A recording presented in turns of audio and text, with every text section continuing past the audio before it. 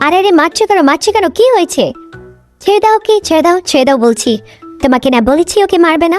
কেন শুধু শুধু মারছো ওকে? কত ভদ্র ইনোসেন্ট একটা বাচ্চা, আর তুমি কিনা ওকে মারছো। আমি কি জানতে পারি ও কি করেছিল এমন? কি আর করবে, কিছুই করেনি, সব দোষ আমার। উফ, রাগ করো না মিউ, কি হয়েছে তাই বলো। তোমার কি মনে আছে তুমি যখন একটু আগে কফি বানাতে যাও তখন আমাকে কি বলে গিয়েছিলে? খুব মনে আছে। বলেছিলাম মিউ, পিউকে একটু দেখে রেখো তো, ও যেন ঘুমিয়ে যায়। ধন্যবাদ তোমাকে মনে রাখার জন্য।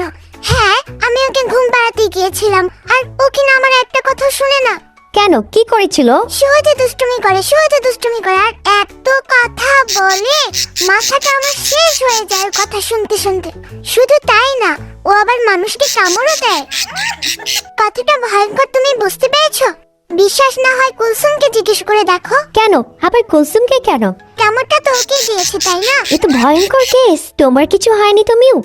আমাকে কামড় দেওয়ার সেই সৎসাহস আছে নাকি? তারপর আরো কি কি করেছে শুনবে তুমি? না না, আজ থাক মিউ, বাকি অভিযোগগুলো আমরা অন্য দিন শুনবো, ঠিক আছে?